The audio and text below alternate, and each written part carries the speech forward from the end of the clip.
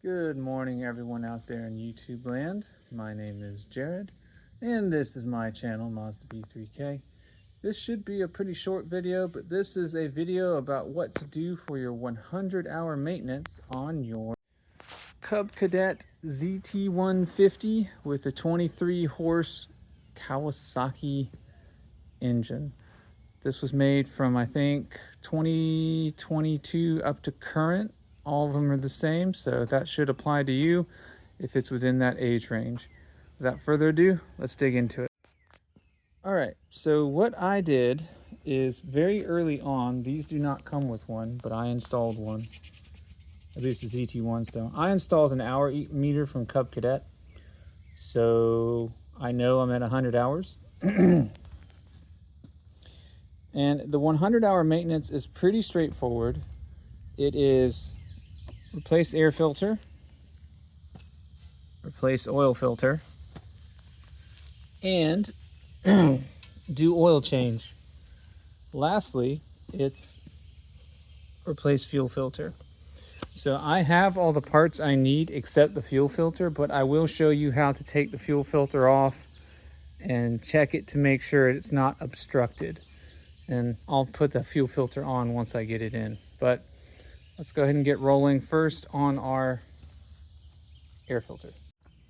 Okay, so on mower engines in particular, air filter is really important because of all the debris that gets kicked up. If any of that gets sucked into the engine, what winds up happening is you damage the cylinder walls. So then you start losing compression, you start burning oil. It'll destroy the engine in short order. So it's very important that this filter is changed out on the regular. And I'll show you some stuff that's important to that. But first things first, how do we change it? Let's pop that up. You'll see that if I zoom in here, zoom in, pinch down a little more. You see there's a finger clamp there. It's a worm clamp. That's got a little finger thing on it. Just loosen that up. Feel good and loosey-goosey. Just pull it up, twist it out, and that's it. So this is our filter. This is the original Kawasaki filter. So if you need a part number, there you go. In my case, I bought a Wix as a replacement. I trust them. But here's the thing, air filters actually work a little bit better when they're a little bit dirty. And your air filter will keep for quite a long time. The important thing that you need to look for, and it's difficult to see on this filter because they put a metal mesh on it, is you're looking to see if where the pleats behind the metal, where they're glued in down here, whether or not that's beginning to degrade. Because if it degrades, then stuff can start to bypass the filter and then you're in trouble. If, in my case, this filter wasn't expensive. It was like 15 bucks, so just replace it. But that's a good trick if you just got to stretch it a little bit longer. Look for that. Let me go grab that Wix filter. So the Wix equivalent is a WA10912. I was very surprised that Wix actually made a replacement. Oh, look at that. It has a pre-filter on it. That's cool. So this soft filter here, this is a pre-filter. And then behind that, if you take a look, is the regular filter. So this actually has more filtration than the Kawasaki filter. So this, yeah, I kind of like that. But the real question is it going to fit, right? So let's see.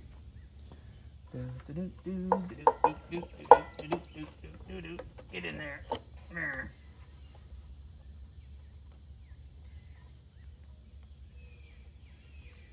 And we just tighten it up. Beautiful. Okay, that's the air filter out of the way. Next up, let's change the oil. Okay, so the good news here is they made it really simple to change the oil. You've got a drain line, this guy here, and it extends out to here and down to here. And then what you're going to need to do is take 2 wrenches, which I need to go find their sizes. One goes here, one goes there, and then you're going to open this plug up and the oil will drain out. You're going to need some sort of a catch pan here. I'm going to go grab mine in a minute, and that's really all there is to it. Okay, so it turns out our wrenches are a 12 and a 19 is what we need. So we'll get the 12 on there, get our 19 on there, and then we're gonna open it up.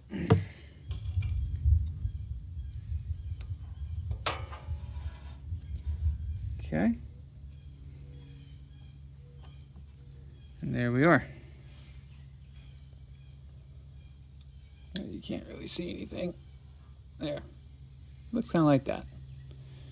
So if we move the camera a little bit, see, we got oil coming out. It's good and black. Now what you can do to make it flow a little faster is pop your oil fill dipstick, which is going to be kind of up over here, that guy there. Pop that off like this, and that should increase the fill, or the drain rate, sorry. Now this still, even doing that, it's not going to drain real quick, as you can see. There's not much going on there, so you're gonna have to wait a bit. This oil could have gone longer, just eyeballing it. It's still more brown than black, and when I rub it, it still has good lubricity. So it could have gone longer, but we'll follow manufacturer's guidelines. Go ahead and change it. Okay, so after you have let it get down to the drippies, you see I already capped it, but you let it get down to the drippies and then you go ahead and plug it. Next step is we got to pull this oil filter. It's a spin-on style. So I generally like to take a rag, and then if you're lucky and the factory didn't over tighten it or you didn't over tighten it, you can get it out. Now because it's mounted sideways, you're gonna spill some oil no matter what you do. So take a rag, stick it under there, so that when you spin it off, you can minimize the mess. Yeah, see? So it looks like this has a Wix on it, so that means I've changed the oil at least once.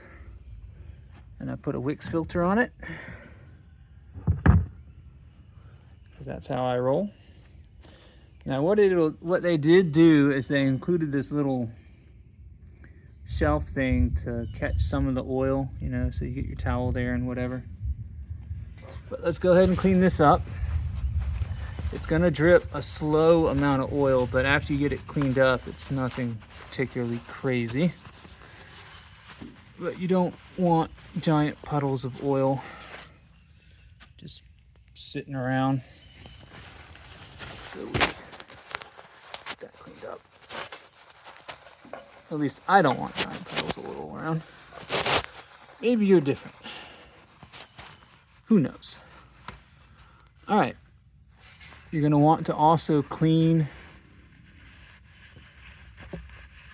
the surface that the gasket seals to, right? And let's go ahead and get our new filter. All right, so I've got to finish cleaning up this surface, because that's really important. So now that's pretty clean, so that's cool. Our new filter is a Wix 57035.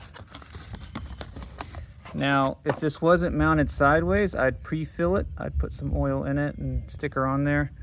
But because it is sideways, I'm just going to put it in dry.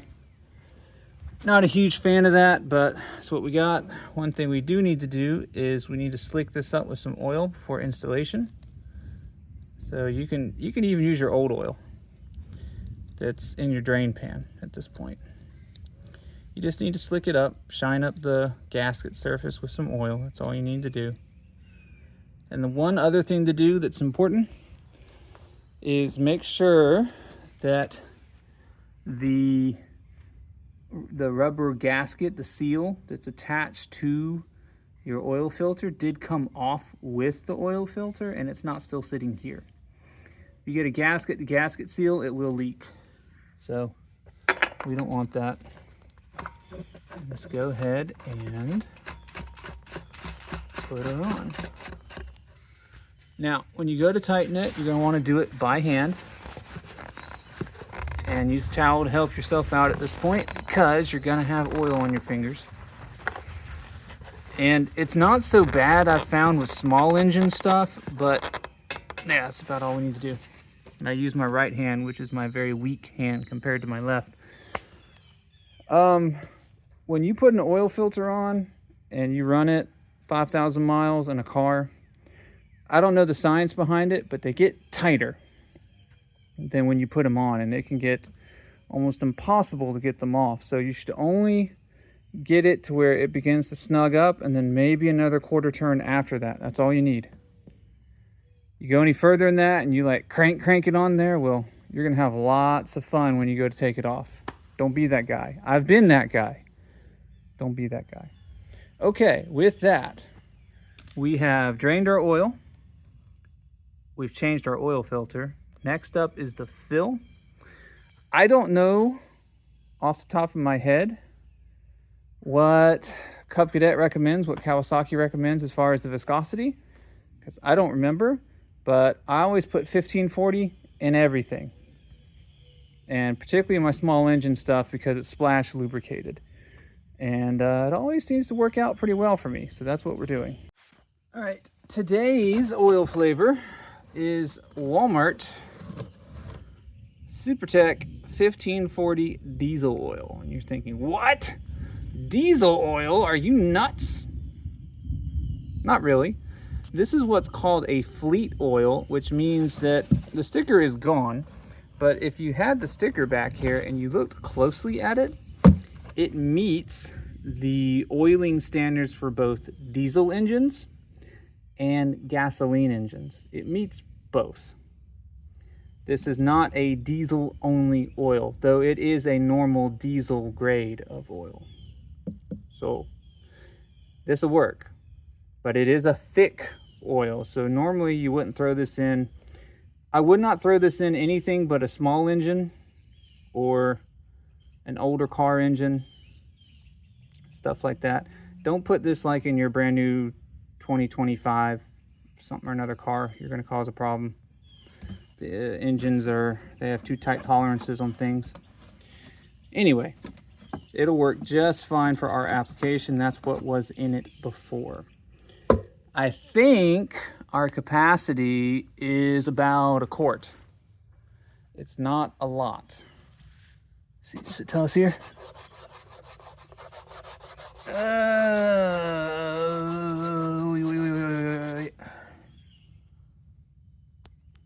No, that's all emissions information. That doesn't tell us. Anyway, we're just going to pour and check is what we're going to do. So get yourself a funnel and let's pour. Down the hatch we go.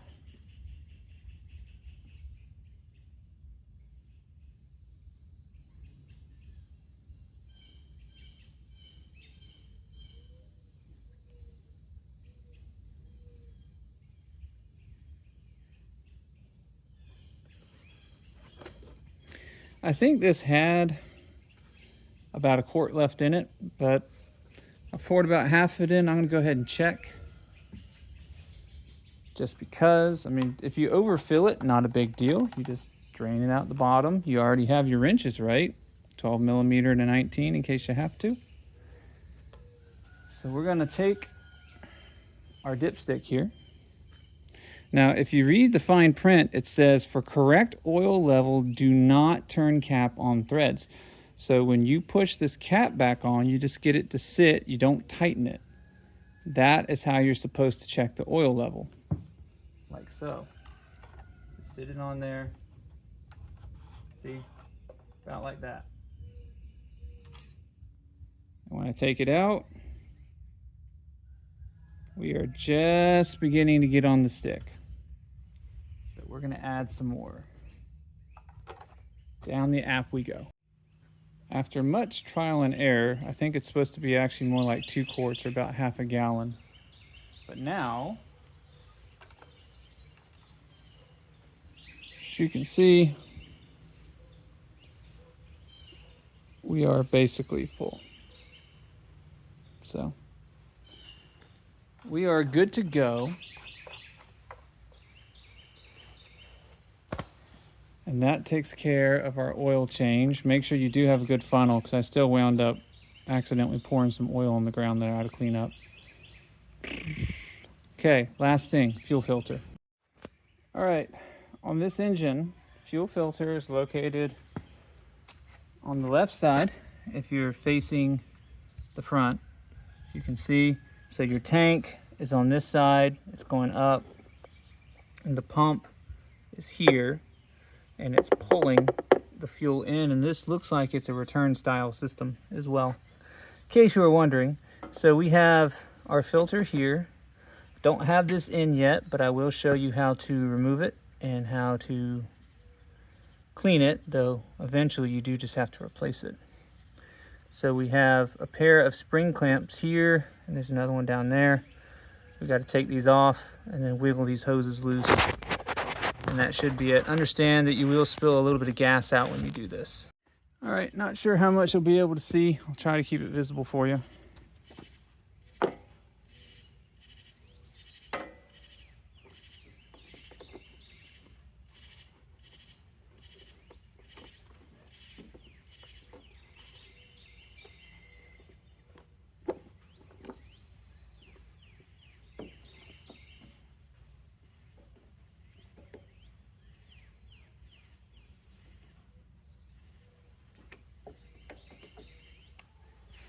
So clamps are moved, now we got to wiggle it off.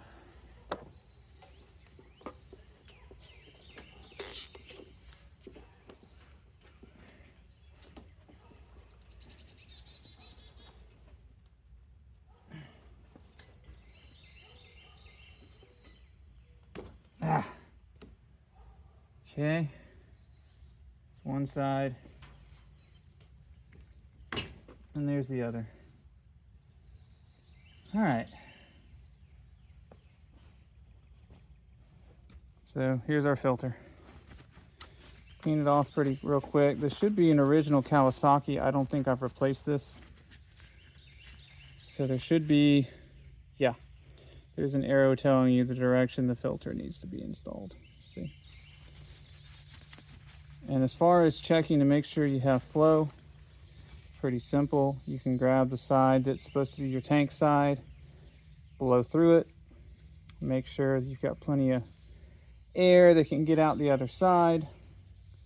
If not, you can use some brake cleaner, because this should be chemical resistant plastic. And you can use some brake cleaners, good grief, and spray through our tank side, through the fuel side, see if we can't get stuff out. So if we blow through this,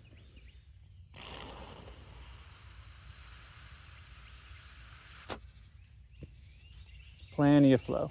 So this filter is not restricted right now, which is good. I only use marine gas, or more specifically, I only use non-ethanol gas in my small engine applications. That way I don't have to worry so much about cleaning carbs and things like that, because it's the alcohol in the gas which causes you pain and suffering. The alcohol attracts water, and it kind of turns into a gel, and then that gel gets all clogged up in the carburetor, and the jets and the tubes and the needle in the seat and all that jazz, and then stuff don't run right and you got to clean it. So anyway, if I had a new filter, I would go ahead and install it. I don't have it in yet, so I'm just going to reinstall this one. So pretty straightforward. Check your arrow, make sure that the arrow side is the side, tank side, that it's pointing towards the engine, basically. We're gonna wiggle that back in, and we're gonna wiggle that back in, And then the last thing we do is just slide our clamps back in position. And that's it, it's reinstalled. So once you crank and run, do bring your eyes over here and make sure you don't have any leaks. Because if your filter's been there a long time or your hoses are old, once you move them like that and break the seals, sometimes they don't seal back up right and they'll leak. So keep an eye out for that. But otherwise, we have successfully completed our 100-hour maintenance. That's how we do it. Will I be mowing today? Probably not. In typical Florida summer fashion, I've got a thunderstorm before 12 o'clock, and I don't feel like being target practice for a lightning bolt. So I gotta wait for this to blow over. But as far as this video is concerned, we are done. Successful maintenance. All right, folks, that's gonna do it for our 100-hour maintenance on our Cub Cadet ZT1 50-inch with the Kawasaki engine. Got to make that distinction because most of these did come with Kohlers, which are not the same. Hope this helps somebody else. Hope this educates somebody. If you like it, like, share, subscribe. Helps me do what I do. And I'll catch you guys next time.